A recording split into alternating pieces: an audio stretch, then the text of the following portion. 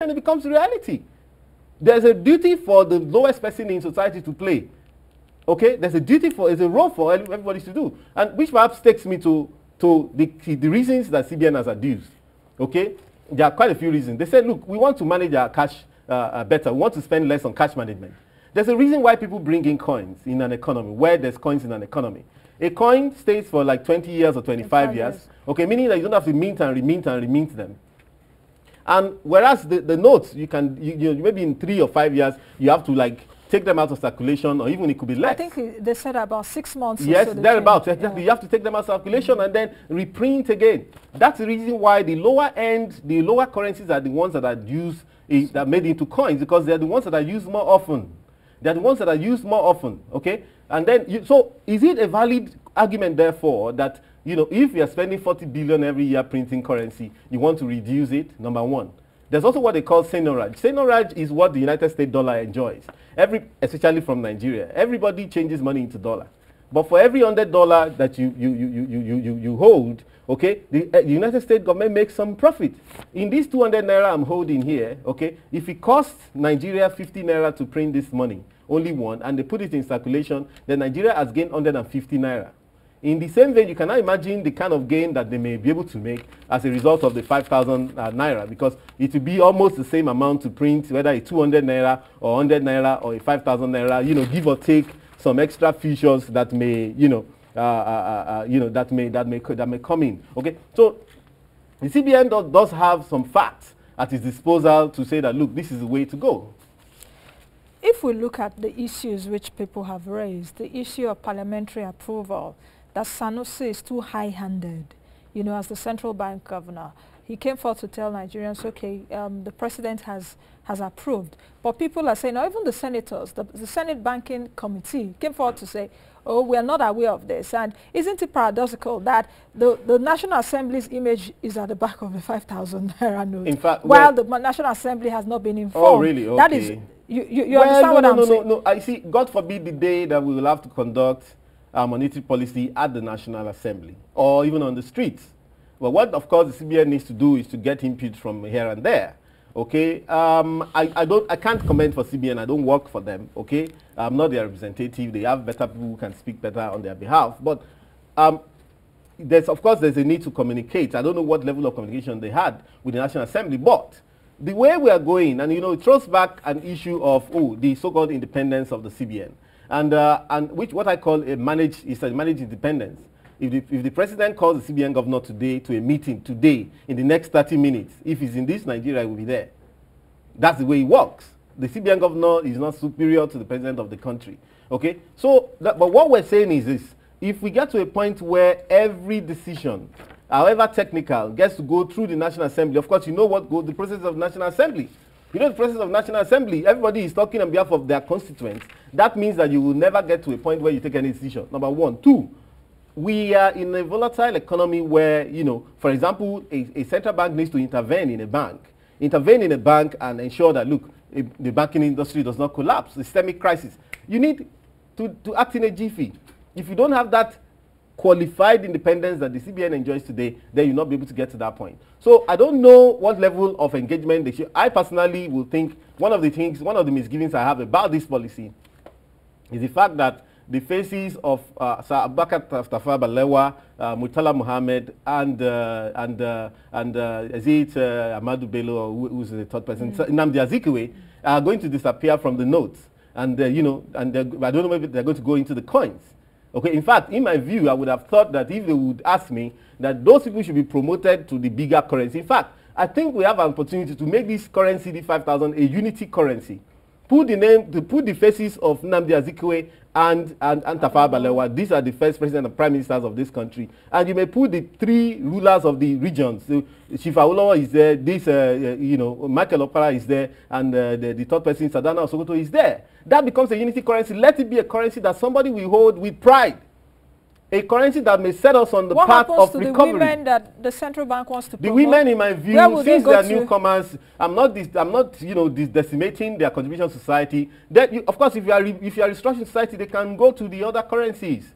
They can go to the other currencies. But I'm saying that currency should be, because let me tell you one. I mentioned what Ruben Abati said earlier. And you know, in that same article, Ruben wrote, who happens to be working for the government of Nigeria today, in another paragraph, he wrote that those who are criticizing the president, that he knows that they are those people who think that they were born to rule. And I'm thinking, this man, is either he needs to apologize or resign, or you know, I don't know what needs to happen, or he doesn't deserve to earn any naira from this country again. Because how can you, as a minister of the Federal Republic, because that's what he is, okay, come and promote this unity? Now, oh, you don't like it if people attack the president, okay? But you don't mind if you fuel the angers of the Igbos and the Yorubas against the North. But say, oh, the people who are attacking President Jonathan are people who think that they were born to rule at this age and time. The principal responsibility of government is to promote unity. And you can do that through any of your policies, even through this Naira denomination or what have you. You can actually promote the unity of this country. Now, and we can get it right. Mind you, again, this economy has been operating as a pseudo-economy for too long. There's a need for us to gravitate, whether I like it or not, towards global best practices. In every economy, there are coins. The coins are better managed, therefore you reduce your currency management expense on a yearly basis. People accept the coins.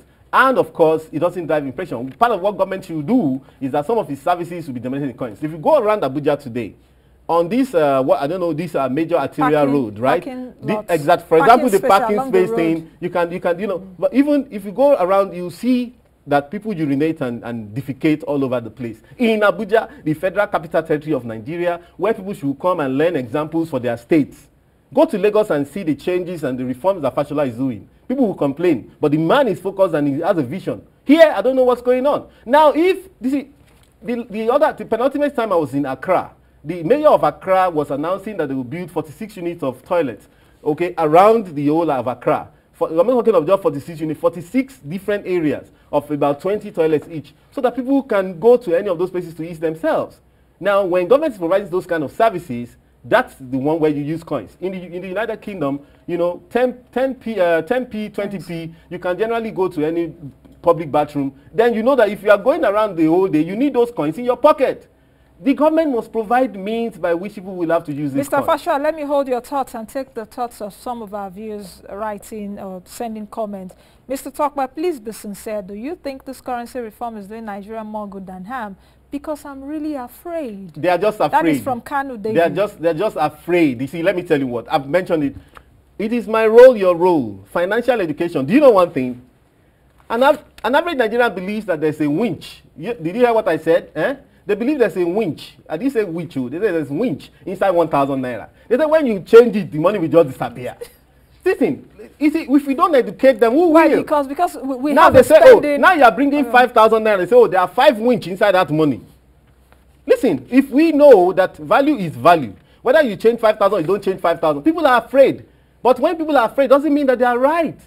If you have superior information, then you know, is there winch inside the money? Nigerians believe that it's possible to cut somebody's head, put it inside a locker in your room, and then every time you open it in the morning, the thing will vomit money. Absolute balderdash. Anyone that believes that is making a mockery of science. And you will not be watching me today if there was no science. There's no aspect of this naira that is a product of voodoo. There's no voodoo in this money. Therefore, voodoo doesn't have access to it. Okay, hold on. Amona West we should educate our people. It's saying rather than introduce infrastructure that will support the use of available coins, that is still a legal tender. CBN still wishes to go ahead with the unpopular idea of printing 5,000 naira note against the people's wish. Are we in a democracy or militocracy? God bless Nigeria. Let CBN do its work. We will not all work for the Central Bank of Nigeria. I don't have a lot of information they have in CBN. They have a monetary policy department. They have a currency department. They do their surveys around the world. It doesn't mean that they'll be right all the time. I said before that the hoopla and the noise is good because then it will straighten us out. But we also have to know as we make the noise, as we make a lot of the, to know that we should hone our argument. Our argument must be spot on, must not be such that we punctured, Mr. so that Fasua, CBN can take a cue. Do we need a currency restructuring at this time? Is it, is it the tangible economic benefits we need I think now? So. I think so. Why? Because if they can give me a presentation, for example, that tells me that, look, we spend 32 billion on printing currency every year, and then by doing this, we'll be spending like 10 billion or 5 billion and all that kind of thing, then in the next 5 years, it would have justified itself.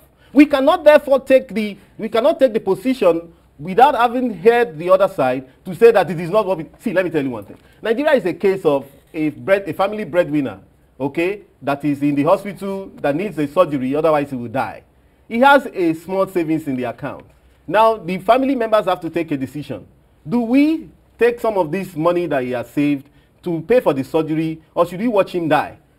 Would we say because we have problems as an economy, therefore we will not take any decision whatsoever to try and see how we can get out of the problem? The examples of Singapore, Japan, and Germany as put forward by Sanusi Lamido. I didn't speak about Singapore, Japan, and whoever. No, but that was the argument that these countries do have higher denominations. No, it's not a matter of the higher denomination. Let me tell you what, rates. there are things that I can say here that even Sanusi cannot say, because I don't work for government.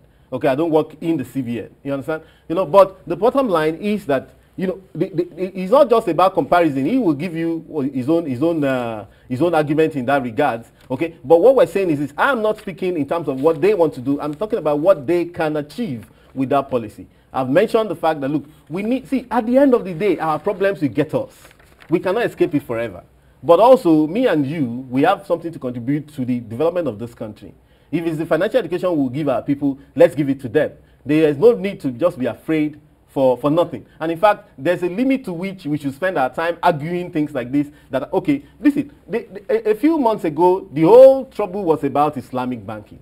Oh, they said they want to Islamize Nigeria. Oh, Sanusi has gone dead. Oh, as we speak today, Jais Bank is operating and Nigeria is not Islamized.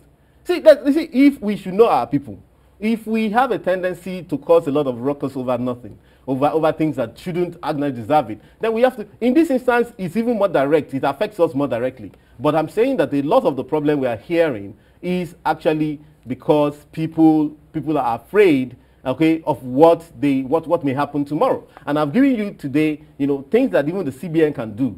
Okay, they said they've met with shop owners. For example, if you go to the United States, for example, you will see items being priced at $199. Why do you think the government does that?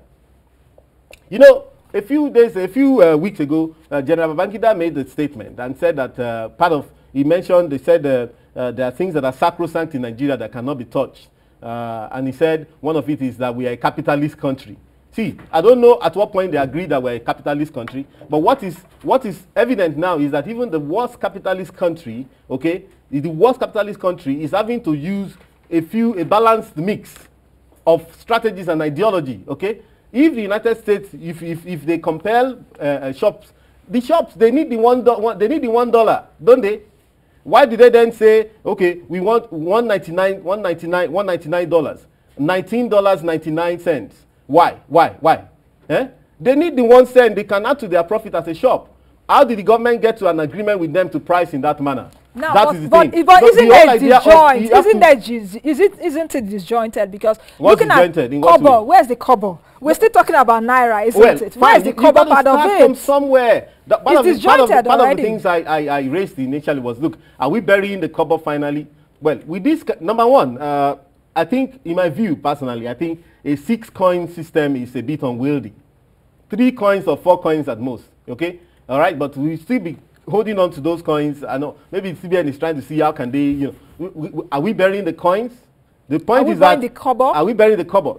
So the bottom line is this, the way it's working now is that the kobo still will not have relevance. Yes. But what we are fighting for now is that the 5 naira, 10 naira, 20 naira should have relevance. Me and you should keep it in our pocket. Government should give us incentives and avenues for us to spend those money. I was saying that if in this town, in this Abuja here, the government built public toilets, people would have to pay those coins in there. Then you'll have to put the coins in your pocket. Then it will not be irrelevant. So provide necessary infrastructure.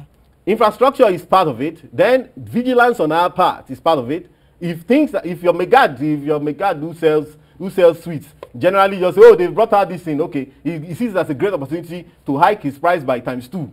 You should let him know it's wrong, because this does not. However, if the so-called intellectuals say it will cause inflation, therefore it will cause inflation, because they don't know what they're talking about. Mr. Fasua. It is our duty to educate our people financially. There's no winch inside money. You get me? People you should let them know, maybe to your tomorrow's show, let them know there's no winch inside money. This is a product of science. Monetary policy is monetary policy. Okay? People should save more. Even the so-called this thing, the fact that you have cashless policy, internet banking, ATM banking, does not mean you should spend all your money in 2 or 3 days. You must save. In China, they are saving, and because of the savings of the Chinese people, they have been able to buy up almost the whole of Africa, lend money to the United States, and almost the whole of Europe. Thank you very much. Thank you very much, Madam. Mr. Fasua. Yes, it's a tough subject, but we have to do what we have to do. Thank you very much for being on the program and giving me your thoughts. You know, earlier on I said I've listened to a lot of people sit down here opposite me with different theories and different facts. But many thanks to you. I wish you a lovely week. Yeah, you're welcome, Madam. Thank you very much. I wish you the same too. All right, I've been speaking with Tope Fasua, the CEO at Global Analytics, and we've been looking at the currency review by the Central Bank of Nigeria as announced by Sanusi Lamido Sanusi on August the 23rd. It's not the end of those debates, but we will continue in our subsequent editions. Thank you, everyone, for contributing. So many comments here.